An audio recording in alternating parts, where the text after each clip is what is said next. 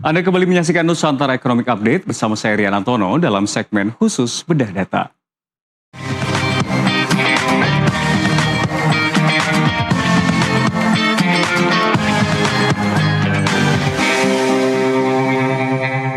Pemirsa, kita ke informasi yang pertama. Di tengah ketidakpastian geopolitik global, pemerintah memastikan ketahanan energi nasional tetap terjaga. Menteri SDM Bahlil Lahadalia menegaskan cadangan bahan bakar minyak Indonesia berada di atas standar minimum nasional. Seluruh jenis energi utama mulai dari solar, bensin, gas, aftur, hingga LPG dipastikan dalam kondisi aman dan mencukupi. Dan pemerintah juga mengantisipasi dampak kebijakan efisiensi energi di sejumlah negara. Lebih lanjut, implementasi program B50 disebut berpotensi mendorong surplus solar nasional. Apalagi dengan mulai beroperasinya proyek RDMP Balikpapan, pasokan energi diproyeksikan semakin kuat dan berkelanjutan. Menindaklanjuti apa yang menjadi arahan Bapak Presiden dan apa yang telah digariskan secara umum tadi disampaikan oleh Pak Menko, kami menyampaikan beberapa hal penting terkait dengan kebijakan di sektor energi. Yang pertama, kepada seluruh masyarakat Indonesia yang saya cintai, cadangan BBM kita semuanya di atas standar minimum nasional. Baik itu solar maupun bensin, termasuk dengan gas, termasuk dengan aftur, termasuk juga dengan LPG. Artinya, sekalipun kita tahu semua bahwa ketegangan geopolitik yang belum kita tahu kapan selesai, dan beberapa negara lain telah melakukan berbagai macam kebijakan dalam rangka efisiensi di negaranya, kita bersyukur kepada Allah Subhanahu wa Ta'ala atas petunjuk dan arahan Bapak Presiden. Cadangan BBM kita semuanya di atas standar minimal nasional. Pemirsa, penerapan B50 di Indonesia ini memang sangat menarik untuk dibahas. Karena kalau kita lihat pemberitaannya di akhir tahun 2025 hingga di awal 2026, ini banyak yang menilai untuk menunda penerapan B50. Baik itu Dewan Energi Nasional yang merespon, pemerintah juga menyuarakan, dan para pelaku industri sawit juga menyuarakan untuk lebih baik ditunda terkait dengan volume produksi dan juga tingkatan dan besaran ekspor, pemirsa. Namun pemerintah kini justru memastikan implementasi biodiesel atau B50 akan dimulai pada 1 Juli 2026. Kebijakan ini diklaim mampu mengurangi impor solar sekaligus menghemat anggaran energi hingga 48 triliun rupiah, karena memang ini tuh terjadi di tengah eskalasi dari Timur Tengah yang terjadi, pemirsa. Namun sebelumnya kita ketahui sekali lagi pelaku industri sawit padahal mendukung penundaan karena menilai sektor hulu ditekankan belum siap. Lalu dengan percepatan B50 ini, apakah pasokan CPO nasional benar-benar cukup dan tidak mengganggu ekspor? Pemirsa, kita akan langsung bahas lebih mendalam dalam bedah data kali ini. Target ambisius B50, pasokan terbatas. Kita akan cek di slide yang pertama, pemirsa.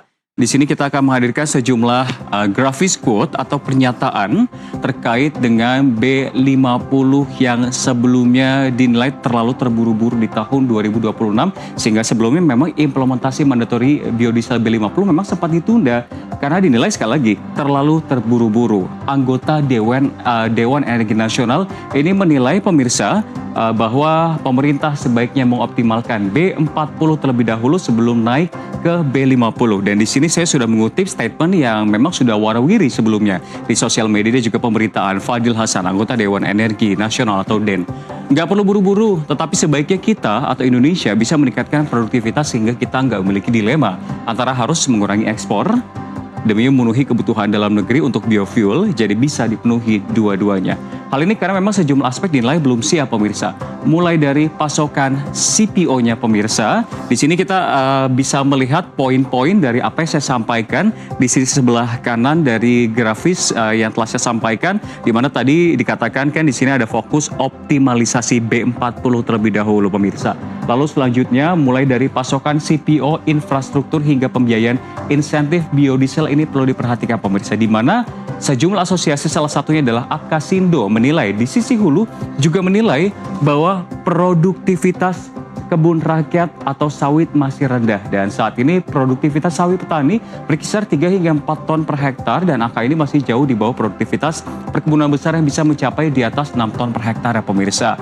Dan juga berkali-kali pemirsa ketika saya melakukan dialog dengan sejumlah para pelaku industri sawit, mereka semua baik ketika membahas volume produksi, membahas ekspor atau membahas soal B50, satu yang selalu dikatakan peremajaan sawit atau replanting yang dikatakan masih berjalan lambat atau bahkan dibilang gagal. Padahal program ini harusnya menjadi kunci untuk meningkatkan produksi CPO nasional. Apalagi produksi CPO Indonesia dalam beberapa tahun terakhir cenderung stagnan pemirsa. Jika implementasi B50 ini dipaksakan tanpa perbaikan di sektor hulu, pasokan bahan baku ditakutkan tidak mampu alias belum siap untuk mengikuti kenaikan kebutuhan biodiesel, bahkan bisa mengganggu ekspor dan juga penerapan biodiesel sehingga munculkan dilema antara kebutuhan domestik dan juga ekspor sawit nasional ya pemirsa.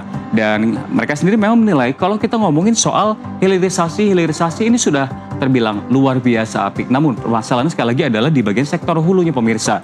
Setelah kita melihat ada statement yang menilai lebih baik ditunda. Lalu kita akan bahas ke soal kekinian pemirsa. Kenapa sih sekarang akhirnya dipercepat dan juga ditargetkan pada tanggal 1 Juli? Karena memang meski demikian, pemerintah baru memastikan implementasi B50 yang akan dimulai 1 Juli 2026. Kebijakan ini disebut mampu menghemat impor solar, pemirsa.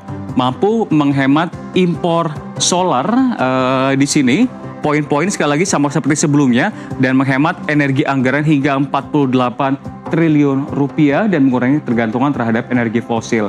Dan bukan hanya itu saja pemirsa, program ini bisa menghemat sekitar 4 juta kiloliter solar dalam setahun dan dengan potensi penghematan anggaran energi dan subsidi biodiesel tentunya sekali lagi di angka 48 triliun rupiah. Selain itu implementasi B50 juga diklaim akan memperkuat ketahanan energi nasional dan sekaligus mengurangi impor solar secara bertahap dan pemerintah menyebut sekitar 5,3 juta ton CPO akan dialihkan untuk mendukung program B50. Dan saya juga sama seperti sebelumnya akan mempertegas kembali pernyataan yang disampaikan oleh Erlangga Hartarto, Menteri Koordinator Bidang Perekonomian yang memunculkan statement terkait dengan pemberlakuan dari kebijakan B50 yang akan berlangsung pada tanggal 1 Juli 2026 sebagai bagian dari upaya kemandirian energi dan efisiensi energi pemerintah menerapkan kebijakan B50.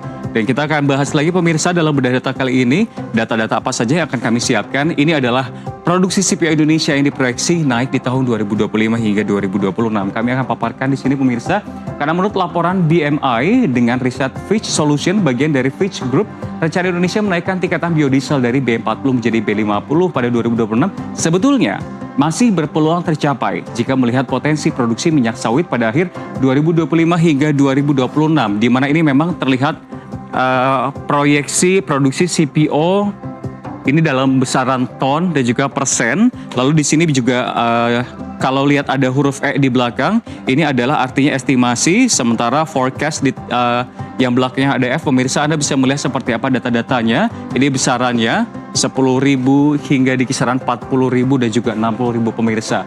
Dan produksi CPO diperkirakan naik dari sekitar 45 juta ton pada 2024 pemirsa di sini menjadi lebih dari 50 juta ton.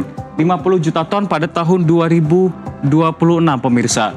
Dan kenaikan produksi ini dinilai masih bisa menutup kebutuhan tambahan untuk program biodiesel, termasuk peralihan dari B40 menuju B50 atau B50. Namun riset yang sama menyebut pasokan tersebut sulit bertahan dalam jangka panjang. Hal ini karena program replanting sawit masih belum optimal sehingga potensi kenaikan produksi CPO di masa depan dinilai terbatas.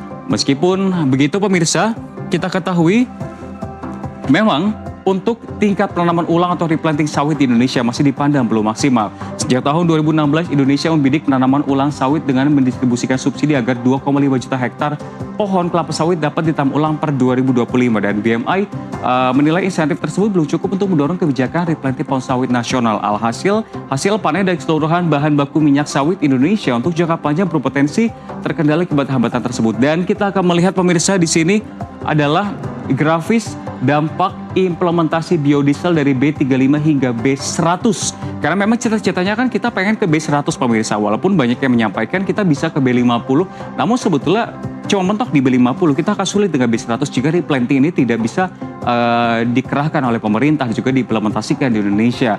Sebelumnya kita akan lihat dulu di sini ada produksi biofuel, di sini ada B35, B40, B50, B60 sampai B100. Kebutuhannya jika B35 berarti ini adalah angkanya 12,2 juta ton, B40 34,3 juta ton, 17,9, 21,5, 35. Lalu di sini adalah kebutuhan penambahan lahan ya pemirsa. Jika kita ingin ke B50 kita perlu penambahan lahan 2,3 juta hektar. Lalu sama selanjutnya B60 3,5, 4,6. Produksi biofuelnya pun ini angkanya Anda bisa lihat pemirsa, Anda bisa menghitung sendiri sambil saya menjelaskan. Karena memang pemerintah sebelumnya menyebut implementasi B50 belum memerlukan tambahan lahan sawit. Karena program replanting dinilai masih cukup untuk memenuhi kebutuhan bahan baku CPO. Namun dalam paparan lain, Kementerian SDM justru menyebut implementasi B50 memerlukan tambahan lahan sekitar 2,3 juta hektar. Terbilang kontradiktif ya pemirsa, karena ini data yang kami dapatkan langsung dari Kementerian SDM. Dan hal ini seiring dengan peningkatan kebutuhan bahan baku sawit biodiesel, di mana implementasi B40 saja membutuhkan sekitar 15,6 juta kiloliter pemirsa. Dengan kebutuhan CPO sekitar 14,3 juta ton, saat naik ke B50, tentunya ini meningkat menjadi 19,73 juta kiloliter dan membutuhkan sekitar 17,9 juta ton CPO. Bahkan jika ditingkatkan ke B60, kebutuhan CPO naik menjadi 21,5 juta ton. Kalau kemarin saya bilang dialog dan juga diskusi, kalau B50 ya mungkin masih bisa ekspor tipis-tipis lah. Tapi kalau naik ke B60, kita malah jadi importir pemirsa. Dengan tambahan lain, diperkirakan mencapai 3,5 juta hektar pemirsa. Itu kalau replantingnya berjalan dengan mulus pemirsa. Sementara itu untuk target jangka panjang, kalau targetnya B100, kebutuhan biofuelnya di sini kita lihat lagi 39,45 juta kiloliter dan juga kebutuhan sawitnya 35,9 juta ton dan penambahan lahannya 4,6 juta hektar pemirsa. Artinya semakin tinggi campuran biodiesel, kebutuhan CPO dan tekanan terhadap pasokan lahan sawit juga akan semakin besar. Itu gambarannya pemirsa. Berbagai kondisi, lalu juga kami telah sampaikan sebelumnya ditunda. Namun kenapa akhirnya ingin diterapkan buru-buru di tahun ini? Karena memang penerapan biodiesel B50 menjadi langkah besar menuju ketahanan energi nasional. Namun kesiapan pasokan CPO dan perbaikan sektor hulu menjadi kunci agar kebijakan ini tidak menimbulkan dilema antara kebutuhan domestik dan ekspor. Tanpa peningkatan produktivitas dan percepatan replanting, risiko tekanan pasokan bahan baku biodiesel masih akan membayangi implementasi B50 ke depan. Dan demikian pada data hari ini, kita akan kembali ke Nusantara Economic Update.